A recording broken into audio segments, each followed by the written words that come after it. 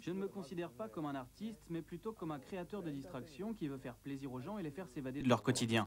Je ne suis pas très doué pour distraire mes amis, mais par le biais des jeux vidéo, je pense que j'ai réussi à les séduire. Depuis l'apparition du Pong en 1976, en fait la première console de jeu, les choses ont bien changé. Aujourd'hui, les jeux sont en couleur, les personnages et les décors sont en 3 dimensions et la puissance des machines rejoint celle des ordinateurs. Réalisme et interactivité sont donc poussés à l'extrême et le public visé n'est plus tout à fait aussi jeune qu'auparavant.